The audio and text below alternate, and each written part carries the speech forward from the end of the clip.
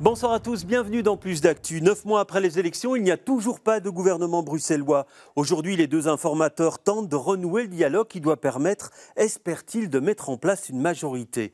Mais que se passera-t-il si leur mission échoue? Quelles sont les autres formules qui existent? Des universitaires ont planché sur le sujet. Deux d'entre eux sont avec nous ce soir pour en parler.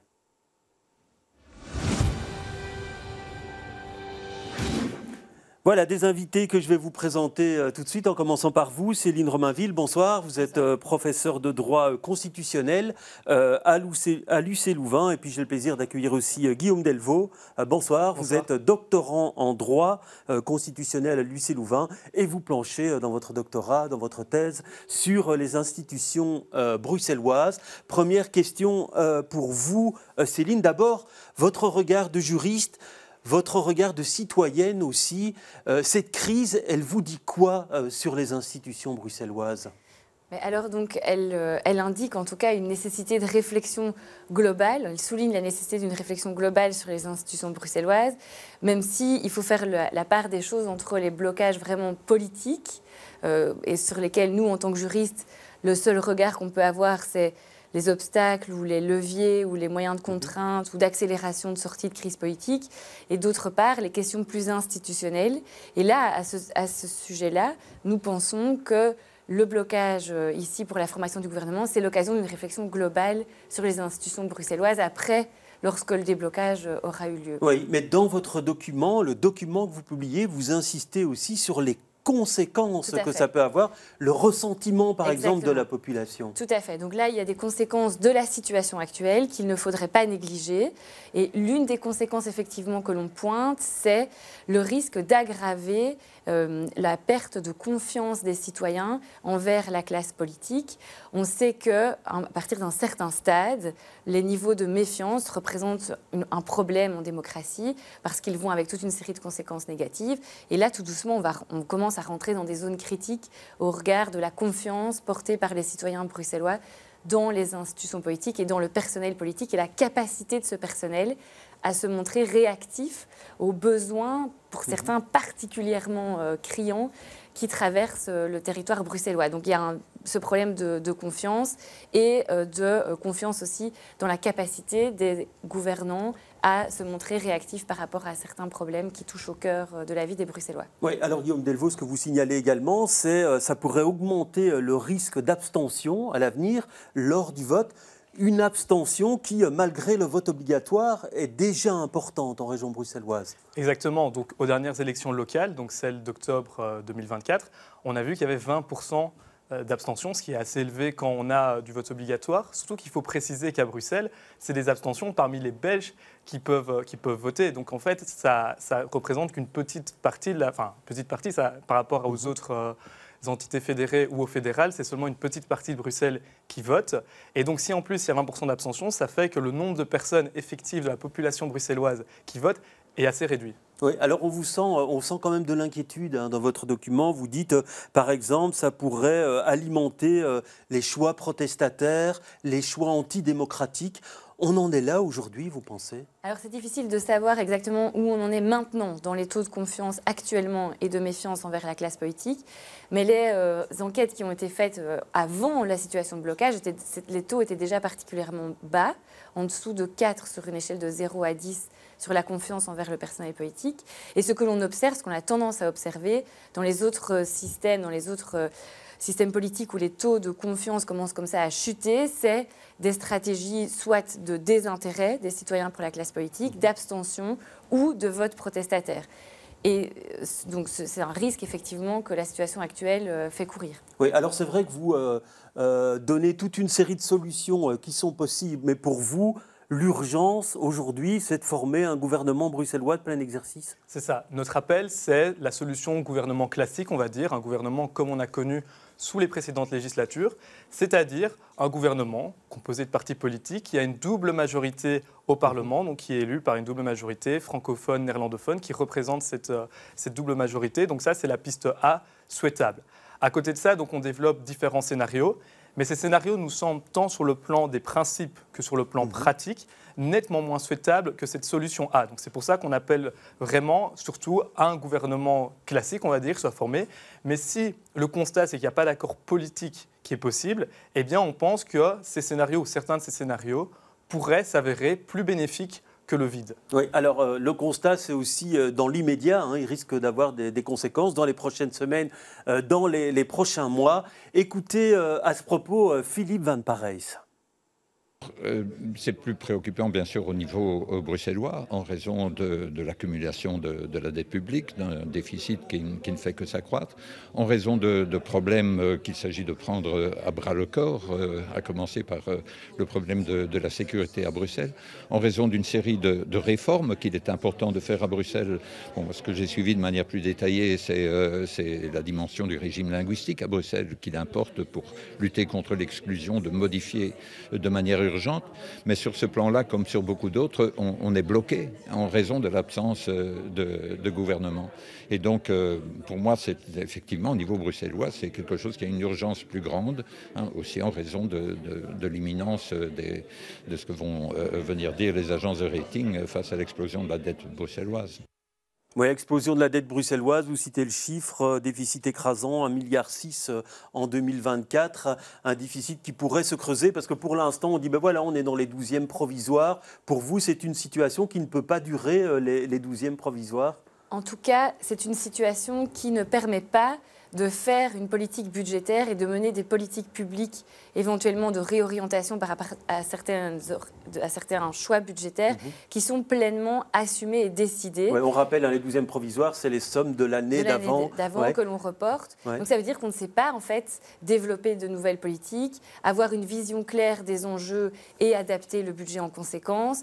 On ne sait pas non plus avoir des économies maîtrisées, parce que ce que l'on fait, c'est en fait des non-choix qui sont dictés par les budgets de l'année précédente. Donc c'est vraiment une politique aveugle aux spécificités bruxelloises et aux choix politiques à poser. Donc ça n'est pas comme ça et on ne peut pas réaliser de véritables politiques budgétaires en 12e provisoire, ça n'est pas possible.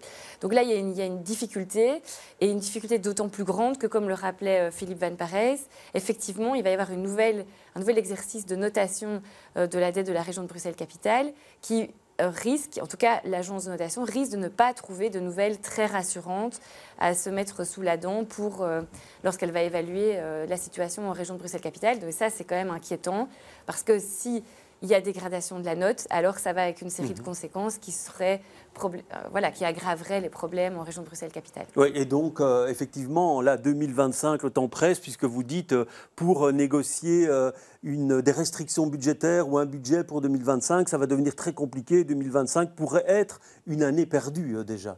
Exactement. Et en fait, ce qui est assez inquiétant, c'est qu'on constate, selon les prévisions du ministre Gatt, qu'en étant en 12e provisoire, donc en fonctionnant, on va dire, en régime ralenti, en ne développant pas de nouvelles politiques, eh bien, on arriverait vers un déficit 2025 qui serait équivalent à 2024, alors qu'il y avait un budget pour 2024, qu'il y avait un gouvernement de plein exercice pour la moitié de l'année 2024. Donc on voit que non seulement en ne faisant pas de nouvelles politiques, on ne peut pas réduire ce déficit. Donc ça montre aussi l'ampleur des mesures qu'il va falloir prendre à Bruxelles. On voit actuellement, donc les 12e provisoires sont en train d'être négociés au Parlement. Le texte a été déposé et débattu.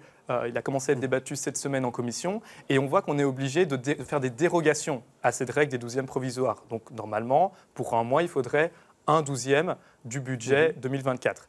La réalité, c'est pas comme ça pour toute une série de postes, notamment les salaires ou par exemple les titres-services. Donc là où il y a eu des indexations, eh bien là, on doit donner plus par mois qu'un 12e, donc la règle normale des 12e provisoires. Oui. Alors s'il n'y a pas de gouvernement, vous évoquez certaines pistes. Alors on va évoquer d'abord celle d'une intervention de l'autorité fédérale. On parle souvent d'une mise sous tutelle. Est-ce que c'est possible? Certains nous disent que ce n'est pas possible de mettre la région bruxelloise sous tutelle. Possible ou pas finalement? Alors, sur le plan théorique, dans un régime fédéral comme celui que connaît la Belgique, il n'est pas possible de prévoir une mise sous tutelle d'une entité par une autre. Il y a un principe d'autonomie dans la gestion des compétences que l'on a. Donc, sur le plan des principes, ça n'est pas possible. Mais en réalité, quand on regarde les circonstances auxquelles nous faisons face aujourd'hui à Bruxelles, il y a tout de même des possibilités de mise sous tutelle, non pas par une mise sous tutelle formelle d'une entité qui viendrait exercer les compétences à la place de l'autre ou exercer un contrôle sur l'exercice de ces compétences, mais une mise sous tutelle, si vous voulez, implicite. Et en particulier, on pense à dans la note, on explore un scénario dans lequel l'autorité fédérale se retrouverait contrainte d'intervenir pour sauver les meubles à Bruxelles. Ouais. Et si elle se retrouve dans cette situation, il y a fort à parier que l'autorité fédérale impose certaines conditions. Elle assortirait donc le prêt, l'aide à Bruxelles, l'aide financière à Bruxelles, de conditions qui seraient déposées sans doute dans un instrument de droit privé et qui équivaudraient peut-être à une forme de mise sous tutelle, parce que ces conditions pourraient en réalité aller très loin dans la définition de comment on peut exercer les compétences à Bruxelles. Donc ce n'est pas une mise sous tutelle au sens de mécanisme prévu clairement par le droit constitutionnel, ça n'existe pas, mais par la bande, par la négociation par exemple d'un prêt, via un instrument de droit privé ou via d'autres instruments, là on pourrait imposer des conditions qui, dans les faits, reviendraient à une forme de mise sous tutelle, pourraient revenir à une forme de alors justement, concernant ces conditions qui pourraient être imposées à la région bruxelloise, écoutez à ce propos le président du MR, Georges-Louis Bouchet. Je pense qu'aujourd'hui, une grande partie de la classe politique bruxelloise a montré son incapacité à gérer cette région. Donc ce qui va se passer, c'est qu'à terme, Bruxelles va se retrouver en incapacité de se financer et donc devra se tourner vers le fédéral. Et dans ce cas-là, alors je ferai partie de ceux qui demanderont des conditions et des conditions très strictes en matière de réforme institutionnelle, de réforme sur le plan budgétaire, mais aussi sur les questions socio-économiques. Aujourd'hui, la classe politique bruxelloise, dans une grande partie, nous dit « nous voulons garder l'autonomie ». Mais quand on veut de l'autonomie, il faut se montrer à la hauteur de cette autonomie. Effectivement, il faut réduire le nombre de politiques. Le problème à Bruxelles, c'est qu'il y a trop de politiques pour une population qui n'est pas assez nombreuse. Résultat des courses, si vous ajoutez à ça le fait qu'on a mis une grande dose de communautarisme, eh bien vous vous retrouvez comme à Molenbeek avec des échevins qui ne sont même pas capables de lire un texte qui leur a été préparé. Donc il faut réduire le nombre d'élus. Pour ça, il faut fusionner les zones de police. Il faut fusionner certainement des communes, des services entre communes et CPS. Il faut réduire le nombre d'élus au Parlement bruxellois, réduire le nombre de structures également para-régionales, para-communales. Mais le but, c'est ça. Il faut réduire au moins de 30% la masse du nombre d'élus à Bruxelles. Alors, Guillaume Delvaux, est-ce que le fédéral pourrait imposer ça à la région bruxelloise ou pas ? Alors oui, comme le disait Céline Romainville, via des mécanismes de prêt conditionnés, on pourrait imaginer ce type de scénario. Si le fédéral le voulait vraiment, mais là on est vraiment dans la bombe nucléaire, il pourrait décider via un article de la loi spéciale de financement d'empêcher la région de contracter des emprunts, ce qui couperait dès lors les fonds de la région. Il pourrait aussi, via un article de la loi spéciale, annuler certaines ordonnances ou certains arrêtés de la région bruxelloise dans certaines matières spécifiques comme l'urbanisme ou l'aménagement du territoire. Mais le gros risque, et c'est dans ce scénario, je pense que se situe Georges-Louis Bouchet dans son interview, c'est le fait où la région ne pourrait plus emprunter sur les marchés, donc situation de crise de liquidité en fait, et où elle n'aurait pas d'autre choix que de demander de l'argent. Et alors là, il faudrait se tourner vers le fédéral. Ouais. Mais oui, allez-y. Donc vous parlez de bombe nucléaire. On en serait là. Ce serait vraiment. Ça signifierait quoi finalement pour le Parlement bruxellois, pour les autorités bruxelloises, ce type de scénario, Céline Romainville ? Mais on voit bien en fait derrière l'interview qu'on vient de réécouter, on voit bien les risques que ferait peser une situation dans laquelle l'autorité fédérale serait contrainte d'intervenir à Bruxelles. Le risque pour l'autonomie bruxelloise, il est très clair. Il a été exprimé de manière tout à fait explicite. Et donc voilà, dans la note et dans notre réflexion, on voulait attirer l'attention justement sur ce risque qui s'est, pour ainsi dire, matérialisé via cette interview, sur le risque que fait peser la situation actuelle si elle dérape au niveau budgétaire et si on se retrouve contraint d'aller chercher l'aide du fédéral et que le fédéral est contraint d'intervenir, alors effectivement, il y a un gros risque pour l'autonomie bruxelloise parce que, voilà, en réalité, on ne va pas faire de procès d'intention des hommes et femmes politiques qui travaillent au niveau de l'autorité fédérale, mais ce qu'il y a de certain, c'est qu'ils ne sont pas institutionnellement portés à prendre en compte spécifiquement l'intérêt bruxellois. Donc le risque est grand pour l'autonomie bruxelloise. Et alors Guillaume Delvaux parlait de bombes nucléaires en parlant en fait de ces deux, là dans notre cas de figure qui est l'intervention volontaire. Donc si l'autorité fédérale à un moment donné décide que ça suffit à Bruxelles et d'intervenir plus proactivement avant de se retrouver dans une situation où son aide est quelque part contrainte par les marchés. Et là, dans ces cas-là, effectivement, les deux pistes qu'on a mentionnées sont quand même, à notre estime, moins plausibles parce qu'elles sont vraiment nucléaires dans le sens où elles viennent remettre en question fondamentalement les principes du fédéralisme. Oui, alors il y a d'autres propositions, comme ce gouvernement d'union nationale, ça veut dire à Bruxelles l'union de tous les partis. C'est vrai qu'on imagine mal, et vous le dites d'ailleurs dans le document, on imagine mal aujourd'hui la Team Fouad Haïdar ou le PTB faire un gouvernement avec le MR ou les engagés, par exemple. On imagine mal ce scénario-là, et pourtant vous dites cette solution, elle existe. Cette solution, elle existe. Alors c'est comme l'ensemble de nos scénarios, on développe qu'est-ce qui est possible. Évidemment, politiquement, on peut voir des difficultés, et c'est pour ça qu'on précise chaque fois les forces et les faiblesses. Alors ce scénario-là, en fait, ce qui est difficile, c'est qu'il y a deux grandes conditions. Il faut d'une part que les partis soient d'accord sur le fait qu'il y a un péril imminent pour la région, donc que l'ensemble des partis se disent OK, le budget ou une autre situation, c'est un péril imminent pour la région et donc il faut qu'on se mette ensemble. La deuxième condition, et qui est encore plus compliquée, c'est que non seulement les partis reconnaissent ce péril, mais se mettent d'accord sur les solutions à y apporter. Or, ce type de gouvernement, on a pu le voir par exemple en période de guerre, et là, c'est évidemment un peu plus simple de se mettre d'accord sur quelles sont les solutions à faire. Un budget, c'est beaucoup plus compliqué. Une situation budgétaire, c'est une situation où on peut très vite voir des divergences, notamment entre la gauche et la droite sur les mesures à prendre. Oui, justement, il y aurait ce clivage gauche-droite. Il y aurait aussi cette obligation d'augmenter le nombre de secrétaires d'État au gouvernement, ce qui pose déjà problème maintenant. Vous y croyez vraiment, vous, à cette union nationale ? C'est-à-dire que d'abord, c'est pas les pistes que l'on explore ici, on n'y croit pas forcément. Ouais, vous ne mettez pas un pourcentage de chance que ça fonctionne on n'a pas mis de pourcentage de chance. Nous, ce qui nous paraissait important, c'était de montrer que, à défaut, en l'absence d'un gouvernement de plein exercice classique qui aurait la confiance d'une double majorité, il y a une série d'autres pistes. La question de savoir si elles sont plus ou moins probables sur le plan politique, ça relève d'une appréciation politique qui nous dépasse un peu en tant que constitutionnaliste, mais on a essayé d'identifier aussi les conditions politiques dans lesquelles ces scénarios pourraient voir le jour. Et en réalité, en Belgique et à Bruxelles, rien n'est impossible. La situation et la perception de la situation par les différents partis politiques peut évoluer. Et peut-être qu'à un moment donné, dans quelques semaines, peut-être qu'on peut se retrouver dans une situation où il y aurait une forme quand même, à un moment donné, d'union sacrée. On ne sait pas en réalité. Donc c'est pour ça que ça nous paraissait important de déplier une série de solutions à titre prospectif. La question de savoir s'ils sont plus ou moins probables, quelque part, ne relève pas vraiment de notre appréciation. Ouais. Alors, il y a aussi d'autres choses, d'autres possibilités que vous mentionnez. C'est une intervention de l'extérieur. Ça peut être via un panel citoyen, via aussi des experts. Est-ce que c'est crédible, ça, des citoyens qui détermineraient finalement des choses à voter, des choses à changer? Après, il y aurait des votes au Parlement. Comment ça pourrait se passer concrètement? Alors évidemment, on ne va pas faire un gouvernement qui est composé d'un panel citoyen. Ce n'est pas ça qu'on propose.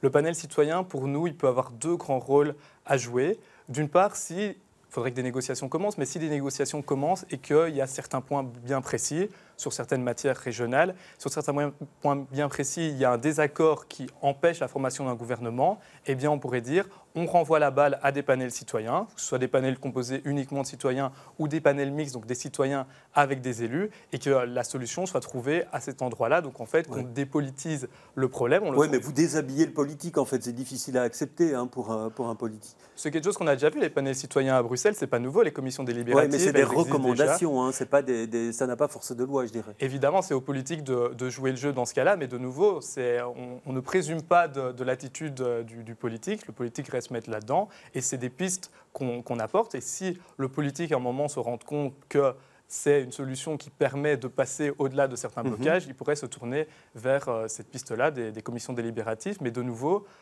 il y a des forces, il y a des faiblesses, c'est aux politiques de déterminer. Et c'est comme les experts, ce serait aussi finalement, ce ne serait pas un aveu d'impuissance pour le politique de dire, ben voilà, on va remettre le sort de la région entre les mains d'experts qui, pour certains domaines, prendraient des décisions, et on pense évidemment au domaine budgétaire. Tout à fait, mais donc à nouveau, Clairement, il y a plusieurs lectures politiques qui sont possibles de ce type de gouvernement. Et un gouvernement d'experts, là, pour le coup, c'est une des pistes pour lesquelles...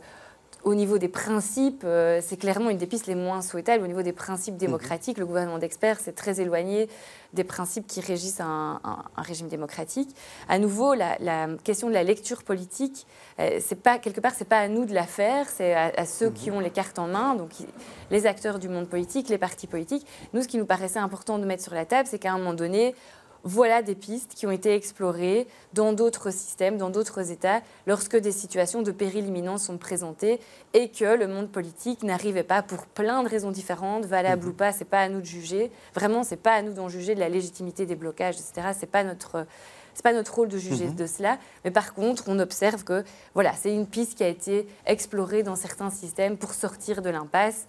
Ouais, et donc ça peut être pendant un moment déterminé, puisque vous citez également la possibilité d'un comité d'experts qui conseille pendant un moment de crise très aiguë. Voilà, c'est ça, il y a un peu deux modalités. Il y a le gouvernement d'experts, vraiment gouvernement d'experts à la Monti, comme en Italie, pour résoudre les problèmes budgétaires très, très alarmants auxquels l'Italie faisait face, ou un autre type de gouvernement avec une forme de délégation de pouvoir aux experts, un petit peu comme ce que l'on a pu connaître durant la crise Covid, où on avait un gouvernement minoritaire qui avait une confiance limitée et qui s'était engagé d'une certaine manière à respecter les recommandations qui étaient émises par un comité d'experts. Donc voilà, c'est un peu deux modalités. Mais à nouveau, un gouvernement d'experts qui présente un budget qui est voté pour le Parlement, ou alors il se dote d'espèces de pouvoirs spéciaux pour faire voter sans passage au Parlement. Comment ça pourrait se passer finalement ? Non, donc évidemment, si on est dans la situation d'un gouvernement d'experts, qui n'est déjà pas une solution très légitime, vu qu'elle est composée le gouvernement serait composé de personnes non élues, il faut absolument que le Parlement soit là et garde son rôle. Alors dans les faits, évidemment, là on va retourner dans la réalité politique et pratique, c'est plus compliqué parce que d'une part, il faut que le Parlement puisse vraiment décider de refuser et prenne la responsabilité de refuser des mesures, parce que si on se réfère au cas italien, donc on est dans une situation de péril imminent, là c'était à cause de la crise financière, si les partis politiques et donc le Parlement refusaient d'adopter certaines mesures, eh bien, il y avait le risque de prendre alors la responsabilité de la crise si elle allait jusqu'au bout. L'autre difficulté, et ça rejoint beaucoup des pistes que l'on propose, c'est comment est-ce qu'on désigne ces personnes.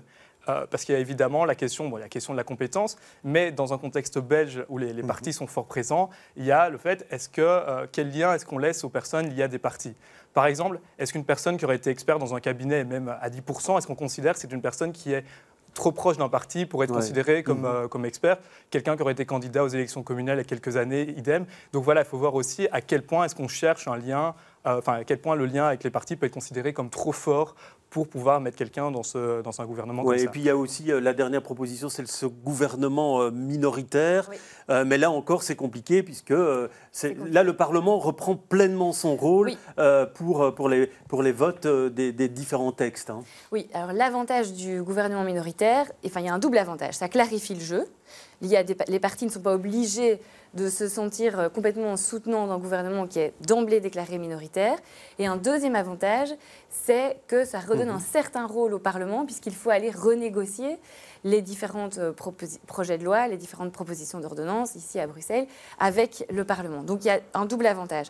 Mais, comme on indique dans la note, la piste du gouvernement minoritaire, elle est compliquée par certains aspects du régime parlementaire à Bruxelles, puisque à Bruxelles, le gouvernement doit être élu à la double majorité des membres des deux groupes linguistiques et à la majorité des membres du Parlement. Donc ça exclut en fait des formules comme on a actuellement en France pour M. Bayrou, qui en fait gouverne sans avoir dû être élu par l'Assemblée nationale, auquel cas il n'y aurait sans doute pas eu une majorité de membres de l'Assemblée qui auraient voté pour lui. Et par ailleurs aussi, le problème, c'est que ça exclut les abstentions constructives, puisque comme c'est une majorité des membres du Parlement, il faut que cette majorité... Alors il reste moins d'une minute quand on voit les difficultés que toutes ces solutions posent. On voit aussi que le modèle institutionnel, finalement, il est un peu à bout de souffle. Donc, c'est pour vous, constitutionnalistes, est-ce qu'il faudrait changer cette règle de la double majorité à un moment donné ? Est-ce que c'est ça qui pose question pour vous ? C'est un des points qui pose question. Donc, il faut distinguer dans le diagnostic que l'on peut faire de la crise actuelle, il n'est pas certain que le blocage soit tout à fait institutionnel et lié à cette double majorité. Le blocage, dans certaines analyses, il est quand même surtout politique. politique. Mais par contre, ce qu'il y a de certain, c'est que la crise actuelle souligne qu'il y a une série de gros problèmes institutionnels et qu'on aurait intérêt à revoir le système institutionnel à Bruxelles, notamment ici ce qu'on dit autour de ce plateau, mais aussi dans la vie des politiques publiques au jour le jour où il y a plein de problèmes qui se posent. Voilà, merci en tout cas pour tous ces éclaircissements. J'espère que ça vous aura éclairé aussi sur la difficulté de la solution actuelle et vous l'aurez compris. On espère évidemment très rapidement une sortie de crise. Plus d'actu, c'est terminé pour ce soir. Je vous retrouve demain avec beaucoup de plaisir.